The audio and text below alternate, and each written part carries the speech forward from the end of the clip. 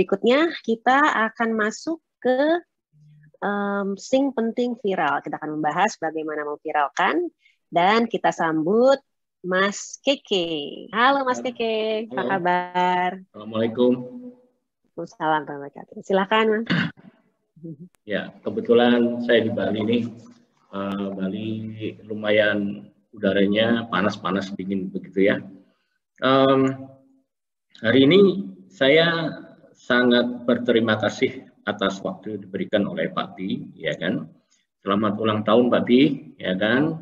Sugeng tanggap warso, tambah sehat, berkah, selalu rezeki, nggih Pak Bi ya. Semoga teman-teman mendapatkan apa yang selama ini diajarkan oleh Pak Bi, mampu memberikan beberapa inspirasi baru. Hari ini saya mencoba mengimplementasikan dari pembicara yang sebelumnya. Jadi selama di Bali, sebenarnya Bali ini memang bagi saya dari dulu itu adalah laboratorium dari semua apa yang saya kerjakan untuk Indonesia. Begitu ya. Jadi saat ini Bali sangat terdampak sekali dengan adanya PPKM. PPKM-nya gila-gilaan ya kan. Banyak orang nggak bisa makan yang tadinya malu untuk ngambil nasi bungkus, semua sekarang ya udahlah ambil nasi bungkus seperti itu. Nah, hari ini mungkin sekitar minggu depan saya mencoba untuk melaunch ya kan, merilis sebuah bukan gerak sebenarnya germas tapi dalam bentuk platform gitu ya. Tetapi dalam platform ini menurut pengalaman kami selama PPKM ya, dari PSBB sampai PPKM hari ini sampai besok, kami saat ini sudah mengenerate transaksi walaupun Bali terkapar gitu ya, sangat terkapar, baik mulai dari Krishna oleh-oleh, The Keranjang, apa semuanya lah. Kami mencoba memberikan solusi lain, yaitu menggunakan metode tadi seperti Mas Saiful, filing, terus habis itu viral dan lain-lain dalam bentuk sebuah implementasi bisnis. Nah, prinsipnya adalah saya mencoba untuk lebih membreakdown viralnya bagaimana gitu. Ya. Bali bukan masalah. Bali itu diam aja sudah laku. Itu waktu kemarin. Jadi ketika krisis seperti ini, pemerintah daerah, mungkin pemerintah pusat juga itu memanage tidak terbiasa untuk memanage krisis. Gitu. Jadi memanage krisis itu berbeda dengan memanage konflik. Akhirnya beginilah yang terjadi, ya kan? Masyarakat yang selama ini di Bali sampai saat ini hanya menunggu pintu tamunya atau turisnya dibuka. Jadi hanya menunggu kapan dibuka, seperti itu. Dan lama-lama memang akhirnya baik sektor industri juga belum terdevelop, juga industri turismenya belum terdevelop juga. Nah, kami mencoba memberikan sebuah ide bahwasanya bukaan kreatif di Bali itu, ini saya bicara tentang kasus yang di Bali ya, studi kasusnya, mungkin bisa diterapkan oleh teman-teman juga yang tidak di Bali, yaitu menggunakan metode blitzscaling. Nah, blitzscaling itu ini bukan hanya dimiliki oleh unicorn, tapi semua UKM juga bisa melakukan dengan metode-metode viral. Gitu kan. Nah, viral itu metode paling murah menurut saya daripada Anda bakar uang iklan. Jadi ini yang paling murah dan tidak harus beriklan, begitu ya. Dan selama ini sudah kita kembangkan, ya kan.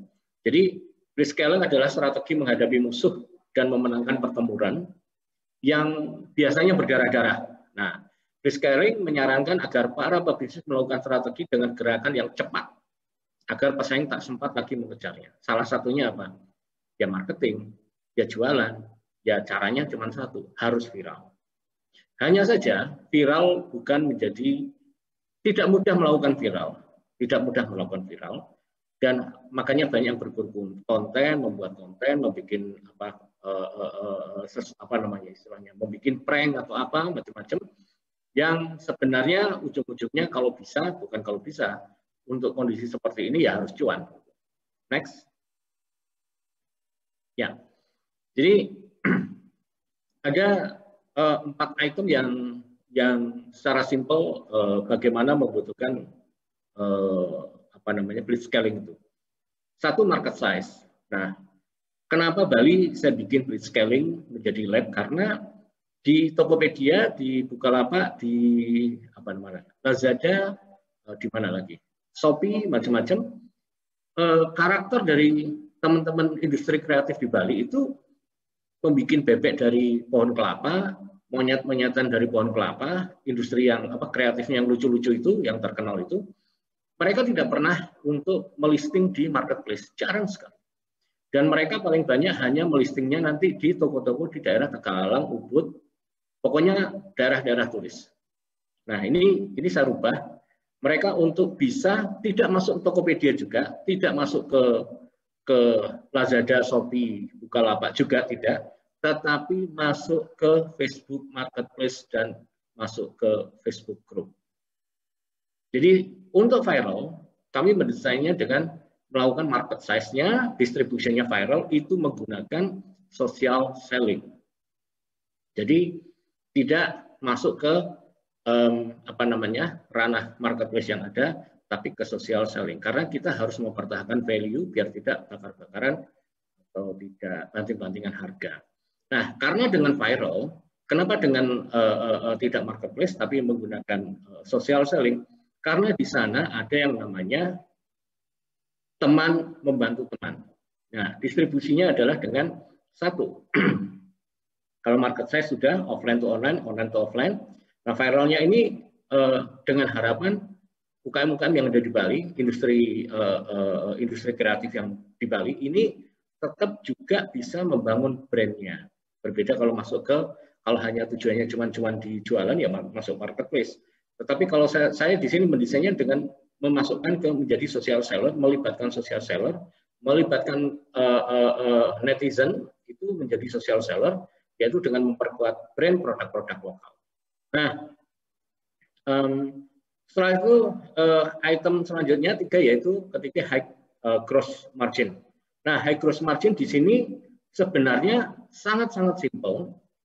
Di Bali itu dari dulu sampai sebelum COVID, Krishna oleh-oleh itu rame bukan karena Krishna oleh-oleh bikin tempat strategis, bukan, tetapi adalah Krishna oleh-oleh membuat tempat yang bagus, yang Instagramable, bisa foto-foto dan lain-lain, dia sudah melakukan brand awareness. Untuk closingnya, dia bekerja sama dengan guide tour. Kalau ada penjualan, guide tour itu akan mendapatkan commission.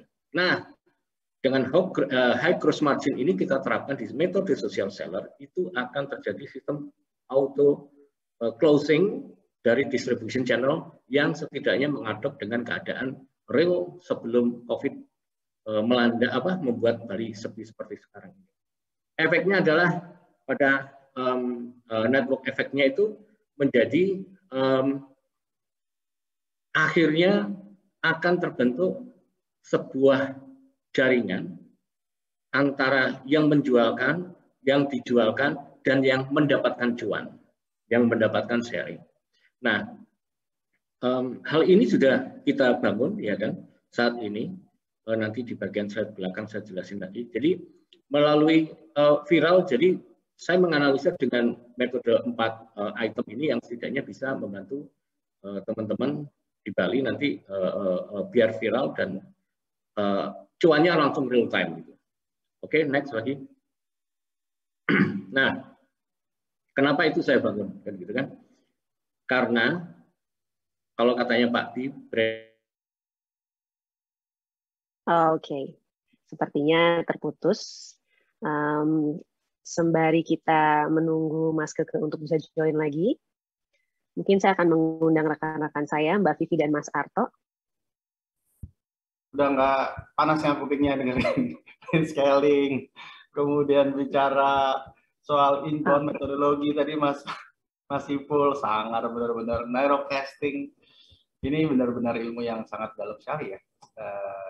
Dan kayaknya memang sangat tepat sekali kalau kita bahas di special event kali ini ya.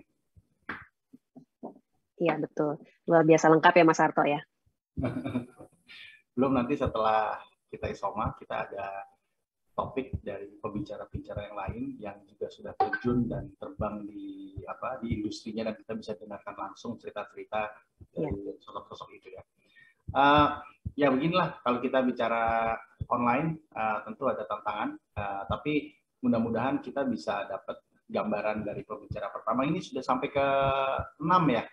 Berarti ya? Ya, ini udah yang ke-6, betul. Ya. Sampai ke 6, dan apa yang tadi dipahami di sesi-sesi awal? Nah, Kakak Vivi. Mulai lagi. Rekan kami. Apa yang menarik tadi, mumpung kita sambil menunggu ya, panitia mencoba mengkonek lagi ke pembicara kita. Mungkin kita bahas sedikit soal Mas Siwo tadi itu. Mas Siwo, nggak tahu tuh Mas Siwo tuh terakhir ada di Bali tuh, jadi kelihatannya sangat menguasai sekali tuh ceritanya, cocok sama pembicara terakhir. Iya, sama ya. Tadi Mas Keke juga di Bali. Kita dapat angin segar dari itu ya. Halo, tes. Sudah kembali lagi mungkin nih. Oke, silahkan dilanjutkan. Namanya mana ya tadi yang putusnya? Silakan Mas. Yo. Oke ya. Ya. Bagus. Ya. Jadi kami punya pengalaman membangun platform namanya Viralmo. Pak Bi sering diskusi dengan saya, ya kan. Saya bangun beberapa, memang belum saya geber habis-habisan karena saya harus melakukan trial and error, mana yang paling sempurna, mana yang paling real time, mana yang mengintegrasi ke sistem pembayaran, closingnya sampai ke logistik, ya kan. Nah, saya belajar banyak banget dengan Pak Bi bagaimana mempengaruhi orang itu tanpa menggunakan iklan gitu. Jadi akhirnya mazhabnya saya paham banget dengan yang namanya top of mind. Top of mind itu akhirnya saya buat menjadi saat ini menjadi andalan untuk recovery ekonomi industri kreatif di Bali, baik kuliner maupun handicraft, apa semuanya yang akan kita lakukan di Bali sesegera mungkin ini. Nah, jadi dengan viral, ya kan, viral akhirnya akan membangun tingkat kepercayaan, terus pelanggan yang terbaik, ya kan. Setelah itu keuntungan yang lebih tinggi. Jadi pengalaman kami adalah kebetulan saya mempunyai satu platform sistem pembayaran, begitu kan, dan hampir sampai hari ini kami tidak pernah mengeluarkan iklan sama sekali, karena kami membangunnya adalah dengan basis auto viral, ya kan, menciptakan referral, menciptakan affiliate, intinya cuan dibagi bareng-bareng lah, intinya seperti itu.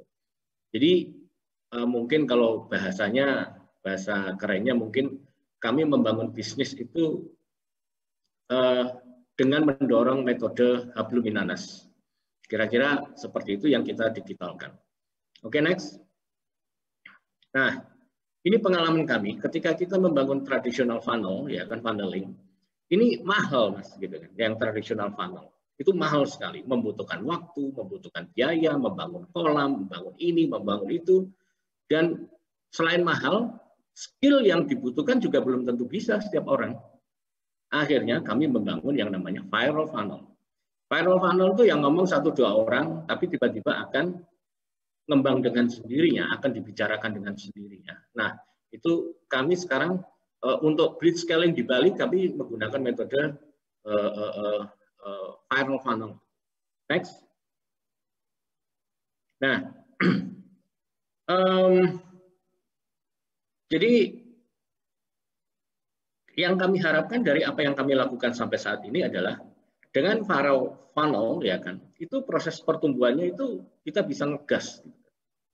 Biasanya malu-malu untuk melakukan pertumbuhan karena yang dipikirkan iklannya piye, ini piye, ini gimana gitu kan. Nah, kami tukang ngegas sih sebenarnya. Akhirnya viralnya tidak hanya didukung oleh netizen, tetapi automatically karena sudah masuk ke sosmed, itu kami menggunakan metode algoritma. Jadi kita mendesain platform viralnya, ngegasnya, pertumbuhannya itu didukung dengan pertumbuhan algoritma. Nah, setelah itu akhirnya 4 item tentang market size, distribusi, cross margin, sama efek jaringan, itu auto terdevelop juga. Nah, ini kami membutuhkan riset waktu itu hampir 1,5 tahun, dan alhamdulillah sudah done sekarang. Sekarang sudah oke banget itu.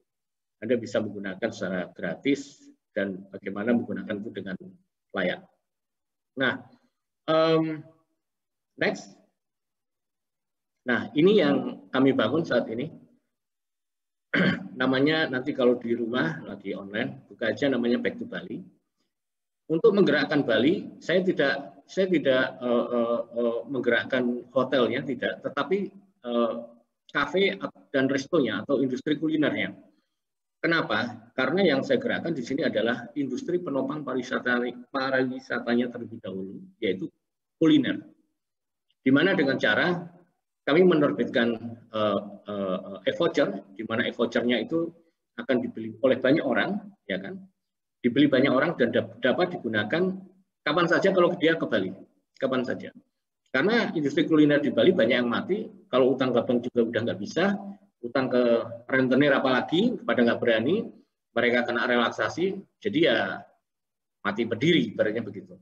Nah, dengan metode merilis voucher-voucher kuliner yang ada di Bali, harapannya adalah mereka mendapatkan cash, satu, kedua, tetap mempertahankan bahwasanya brandnya tetap ada. Kayak misalnya Makbank. Misalnya karena PPKM-nya akan dikurangi, semua orang akhirnya mengira tutup industrinya, pada warungnya. Padahal enggak. Makanya dengan membantu ini nanti menerbitkan e-voucher, semua kafe, semua industri kuliner di Bali menerbitkan e-vouchernya. Nanti turis lokal yang akan datang, nanti lokal maupun internasional, nanti bisa datang sekitar 6 atau 1 tahun ke depan menukarkan vouchernya, itu nggak apa-apa. Yang penting mereka dapat cash, gitu kan. Nah, kedua, next. Nah, ini yang menarik. Social selling produk kreatif ya. Nah, ini tulisannya keliru nih. Jadi caranya begini. Teman-teman nanti register di Back to Bali. Ini untuk verifikasinya kami memprioritaskan yang dari Bali dulu ya.